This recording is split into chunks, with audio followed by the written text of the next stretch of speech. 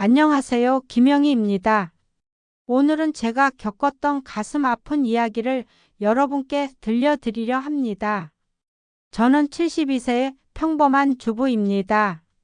결혼 45년 동안 남편과 함께 알콩달콩 살았고, 이제는 제주도에서 둘만의 오붓한 노년을 보낼 꿈에 부풀어 있었죠. 그렇게 행복한 미래를 계획하던 어느 날, 청천벽력 같은 소식이 들려왔습니다. 남편이 불의의 교통사고로 세상을 떠났다는 소식이었죠. 제 세상은 한순간에 무너져 내렸습니다. 밥도 제대로 넘기지 못하고 슬픔에 잠겨 지내던 저에게 아들 상철이가 찾아왔습니다. 아내 지은이와 두 손주까지 데리고 말이죠. 상철이는 저에게 함께 살자고 했습니다. 저 혼자 두는 것이 영 마음에 걸렸나 봅니다. 처음에는 가족이 함께 사는 것이 큰 위안이 되었습니다. 시끌벅적한 아이들 소리에 적막했던 집이 활기를 되찾는 듯 했으니까요. 하지만 그것도 잠시 예상치 못한 갈등들이 하나둘 생겨나기 시작했습니다. 아이들은 매일 같이 시끄러웠고 며느리는 배달 음식을 너무 자주 시켜 먹었습니다. 덕분에 집안에는 음식물 쓰레기가 쌓여갔죠. 잠깐만요. 사랑합니다. 구독과 좋아요 눌러주시면 큰 힘이 되겠습니다.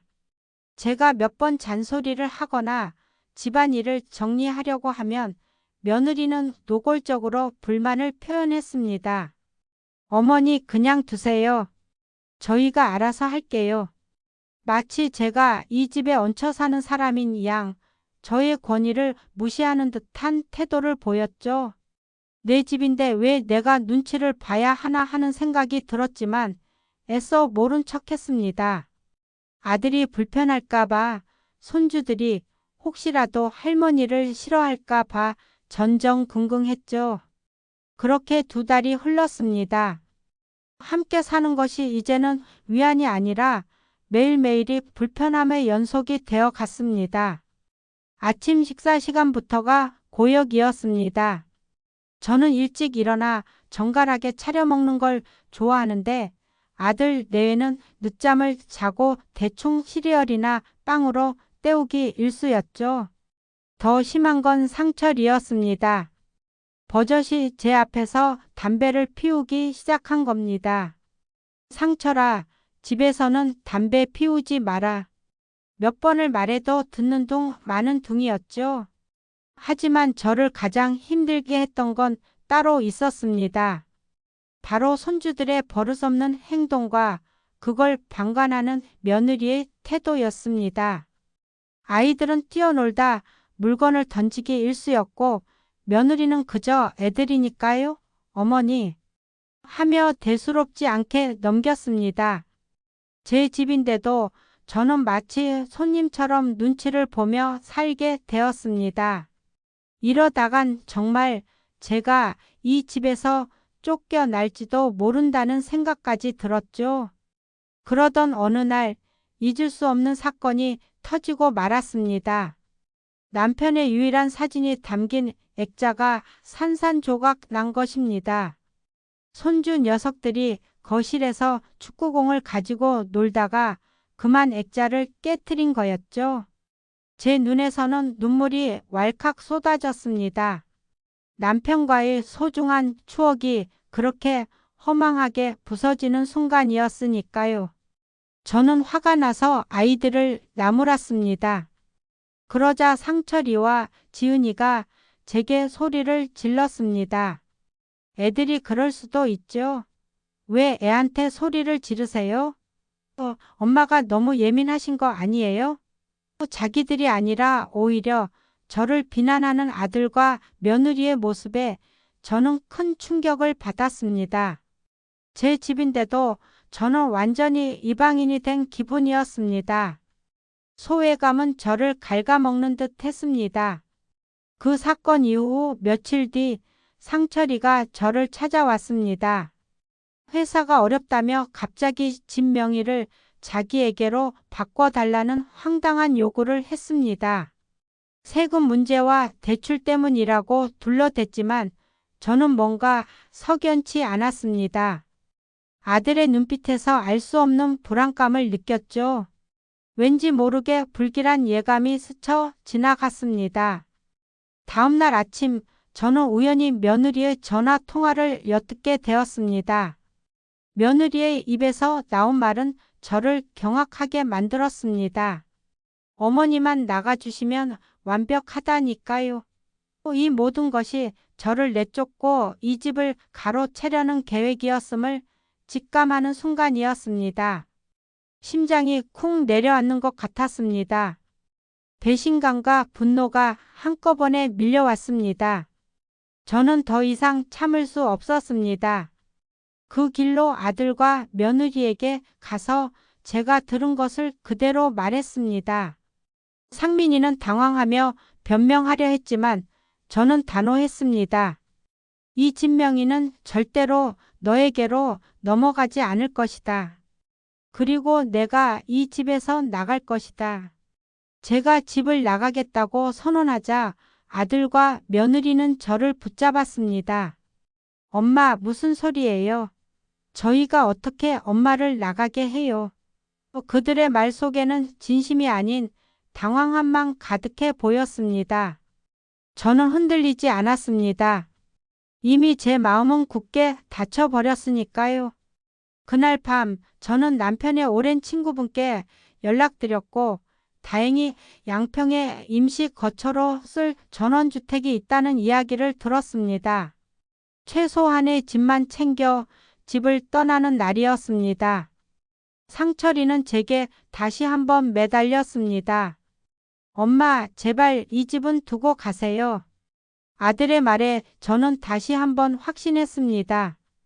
아들이 진정으로 걱정하는 것은 제가 아니라 이 집이었구나 하고 말입니다.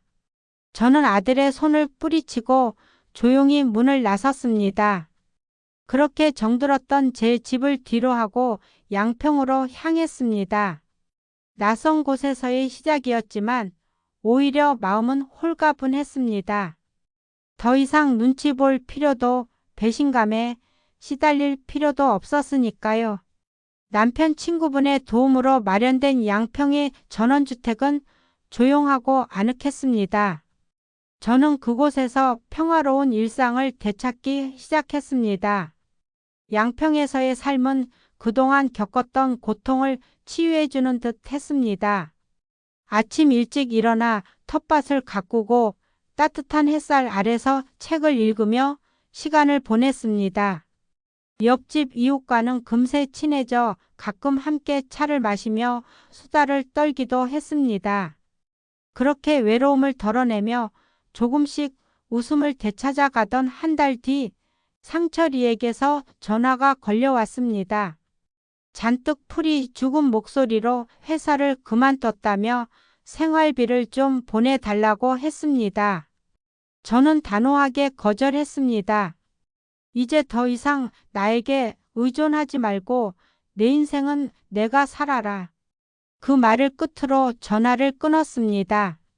그 후로도 몇 차례 돈을 요구하는 전화가 왔지만 저는 끝까지 흔들리지 않았습니다. 결국 상철이는 저에게서 아무것도 얻어낼 수 없다는 것을 깨달았는지 더 이상 연락을 하지 않았습니다. 양평에서의 평화로운 삶에 점차 익숙해져 가던 어느 날이었습니다. 우연히 텔레비전에서 제주도에 관한 다큐멘터리를 보게 되었습니다.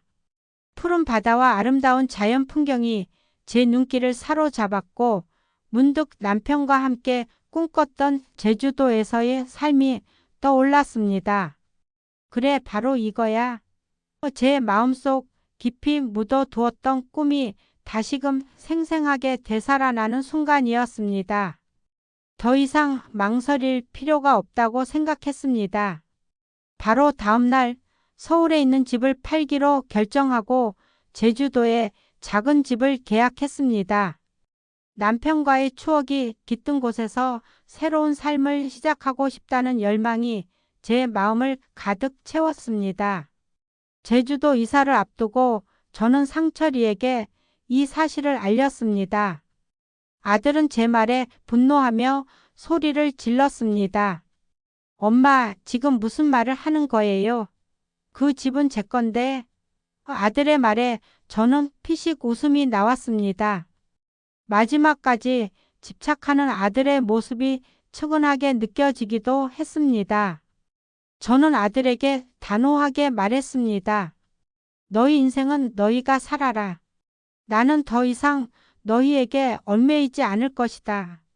그렇게 선언하며 아들과의 모든 연결고리를 끊어내기로 결심했습니다.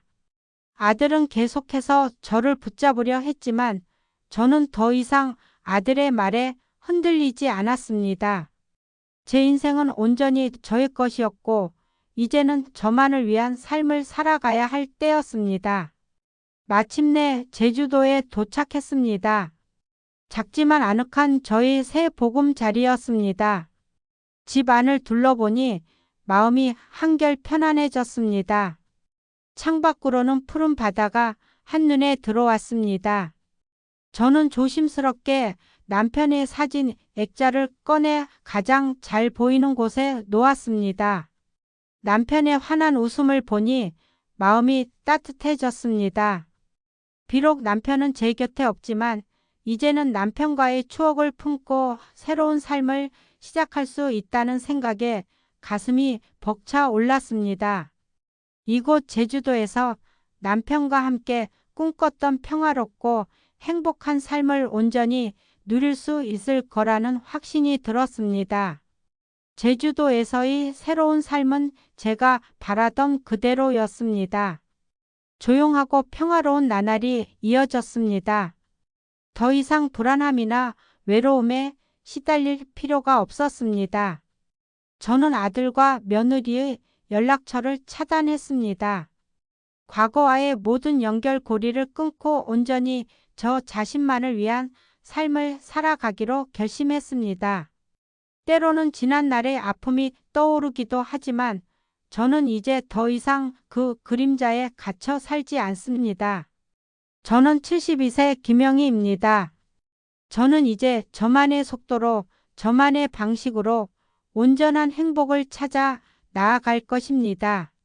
저의 이야기가 여러분에게 작은 위로와 용기가 되었기를 바랍니다. 감사합니다.